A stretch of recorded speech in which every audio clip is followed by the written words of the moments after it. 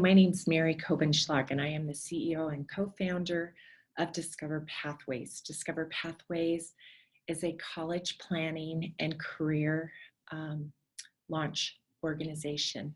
We support high schoolers all the way through 25, 26-year-olds because we believe it's not only important what you study and the degrees you get, but also how to use those degrees and launch your career. So today we're going to talk about how to make your internships and activities, which many people call extracurriculars, work for you.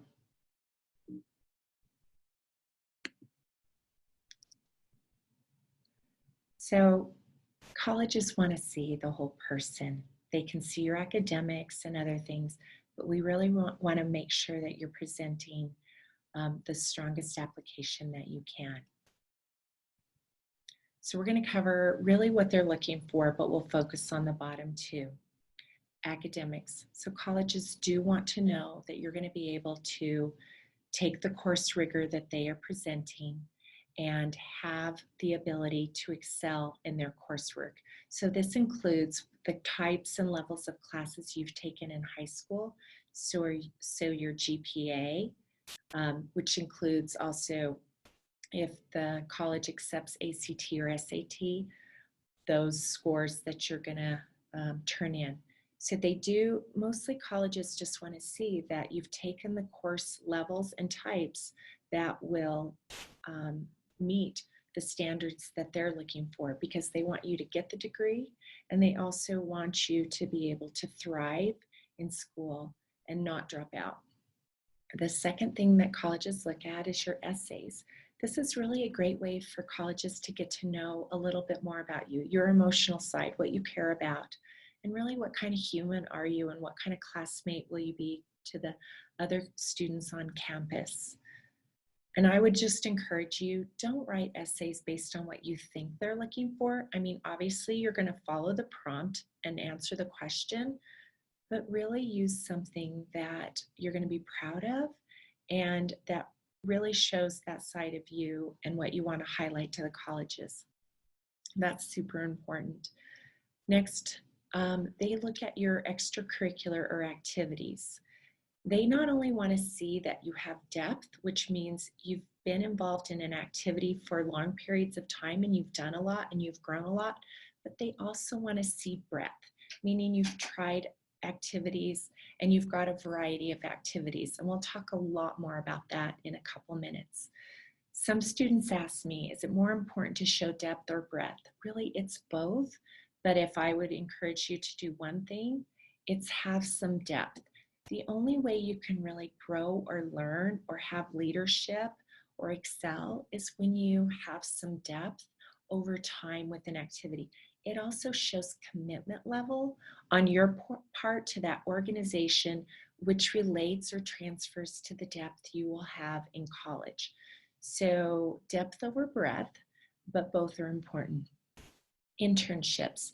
I actually think internships are more important for you than the colleges, and I'll explain why, but it really is important for you to show the colleges that you can put your schooling or academics into action and you have some real life experience.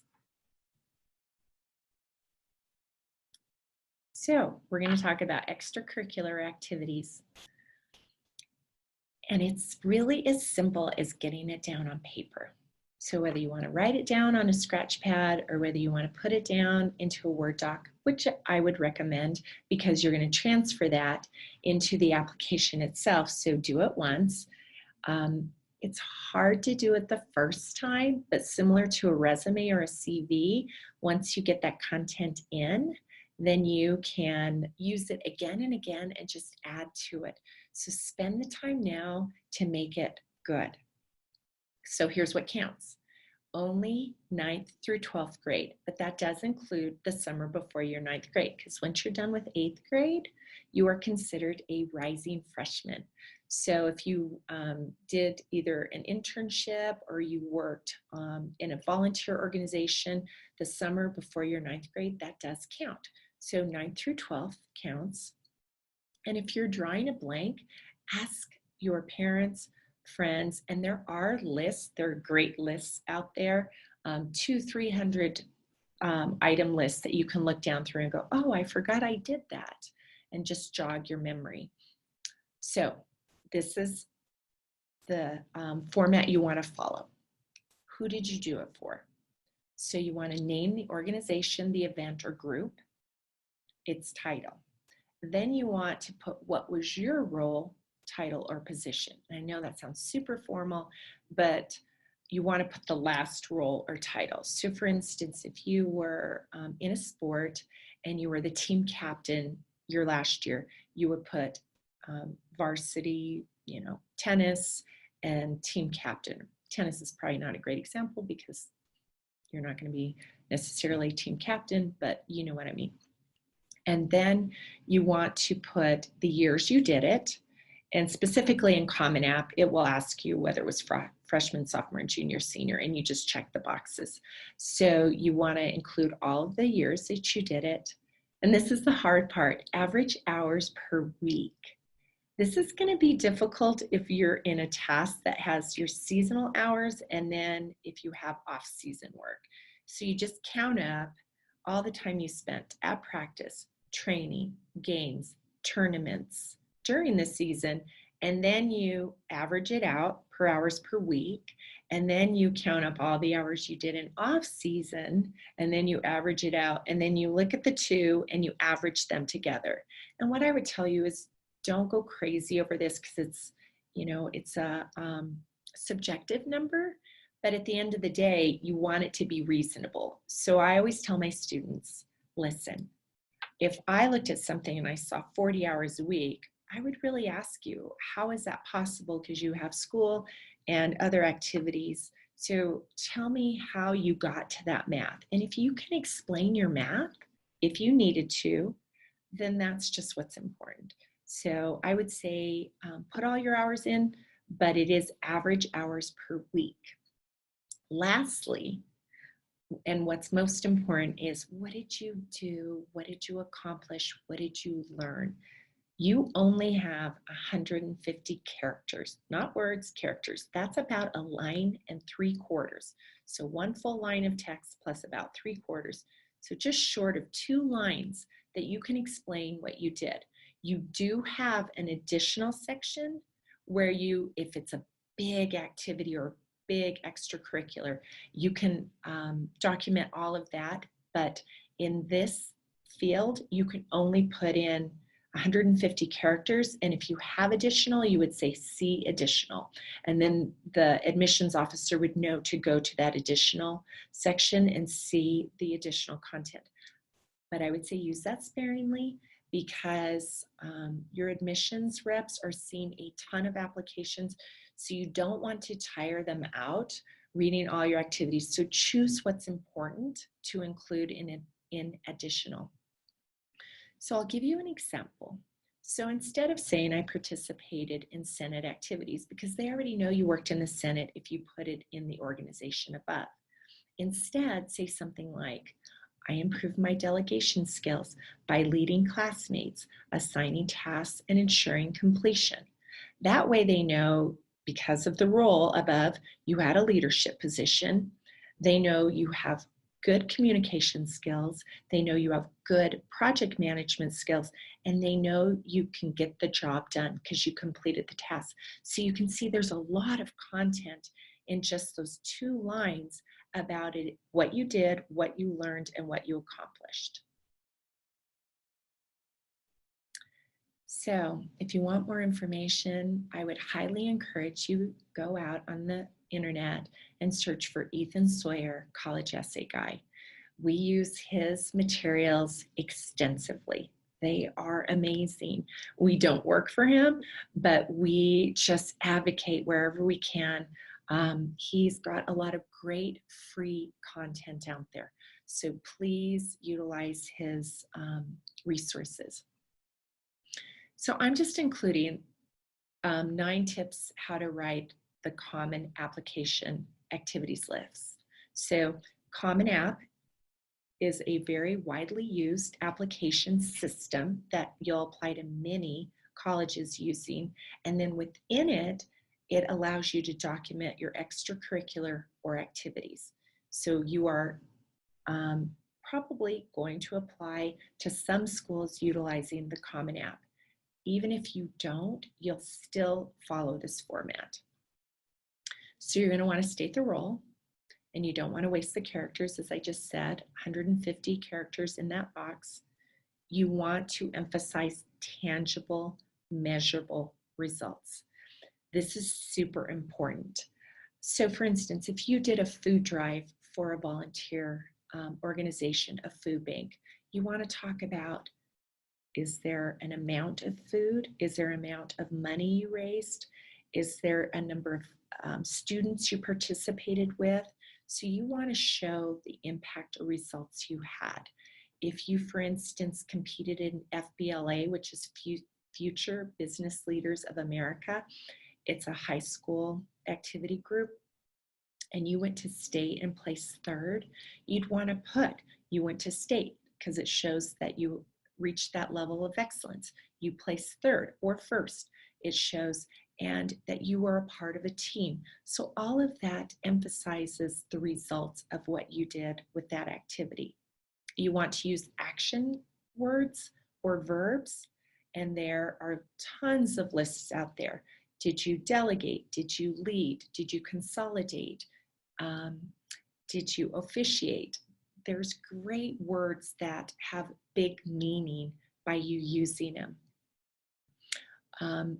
You're going to be able to fit more in the list if you cut down your sentences. So when you're writing about your activities, do not feel you have to write complete, well-written sentences. They expect to see it choppy, and because they know you're trying to cram a lot into a small space. I mean, it should make sense, but don't worry about using full sentences. If it's an activity you're currently doing, of course you're going to use present tense. So officiate, lead, consolidate. If it's past tense, you did it your freshman through sophomore year, you'll use the past tense, officiated, led versus lead. And that's just something to check at the end. That's something I do when I check for spelling. I just look at the tense to see if it's current or past. You do want to aim for a variety when you're talking about your extracurricular or activities. So if you're a four-sport athlete, I would encourage you not to put all the athletics at top. Put the one that you had the most leadership in and describe that leadership and what you learned with that athletic sport, and then skip and go to something like volunteer, go to work experience, go to a club. I think we do this more to highlight your important roles and the important activities, but also to give the person reading your application a break in just seeing the same thing over and over. So I always tell my students, put the most important thing at the top that you did for the longest period of time, that's because it shows you were invested, and also that you have some leadership and growth in, and then just vary it as you go. And the Common App only allows you to put in 10. Some students ask me, do I have to put in 10? No, you don't, but I'm pretty sure you can find 10 activities and tasks, including work and volunteer, to fill in that part of the application. If you're missing some, you still probably have time to go and get involved in your community or school and do something positive. So try to fill those 10 spaces if you can. And then the last couple is obviously avoid any extreme language. That includes anything that could be seen as offensive. Don't use slang. Actually use your bigger words. This is one time you want to use your vocabulary and choose the right words. So don't skimp on that. So now we're going to switch over to internships.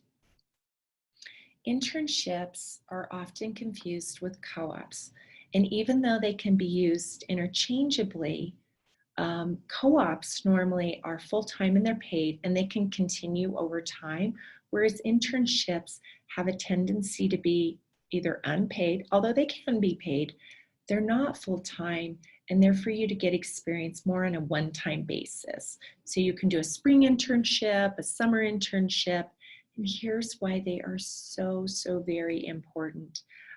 I worked in corporate America for 25 years and I hired and managed a lot of people. And I can tell you, I want to see when you come out of college, if I'm your employer, I want to see that you have hands-on experience in the field you're looking to work in.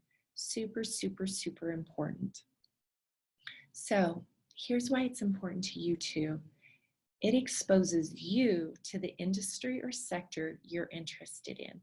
So for instance, if you're interested in medical and you may have a friend who's a doctor or you've been to a doctor or you've watched Grey's Anatomy, you may have an idea of what it's like to work in that field, but truly until you do some internship or you go and get exposure to it, you just really don't know. So it's mostly important for you because you're going to gain skills in a variety of areas. You may gain mechanical skills, you may gain technical skills, virtual skills. You may grow your leadership and people skills. You may do an internship just to learn and master something. And I put this last, but it's probably one of the most important, is you could do an internship where you give back. Many schools weigh heavily on your philanthropic nature and want to see that you know how to serve and give back to your community. And frankly, you're going to learn so much about yourself doing those tasks or activities. It's going to serve you well for the future. It's also going to solidify that the degree or major you've chosen is really right for you. So if you're thinking of that field, medical, oil and gas, sustaining natural resources, whatever it is, you want to get some exposure to it so that when you get into college, one, you understand what they're talking about when they're lecturing you in college, but also you want to know that it's a fit for you. And so it's just going to heighten your level of experience in college if you have some hands-on experience through an internship or co-op or volunteering. Lastly, it's going to bring self-confidence to your strengths and to your growth areas, right? We learn a lot about ourselves when we try things, and internships are a great way to try things without usually severe ramifications if you happen not to do great. And I'm just going to end with these positive things. Internships give colleges the confidence that you know how to apply what you've learned. You really can take what you've learned and try it out. For you, most important, you want to know the degree you've chosen fits you. So it's going to give you a lot more confidence to know you like it or you don't like it, and you should choose something maybe different or something similar, but not exactly that. It is a safe space for you to try some things out and figure out, and failing is okay. So please, I always say to both my students and my boys, if you're going to fail, fail when you're younger and you have a lot more time to figure things out and make it right. And then lastly, and most important, is you are going to gain a network of people who you're going to call your colleagues. And these people, if you've worked with them, alongside them, and helped them, they're going to be your biggest advocates. They're going to be references for future employment, and they could possibly be your future bosses. So internships are a great way to get experience and launch you into not only the degree you're looking for, but also a future career. So if you want to check more out, please view the other Streamable You webinars, and also check us out on Discover Pathways. My name is Mary Kopenschlag, and we look forward to working with you and discovering the path that fits you best. Good luck and take care.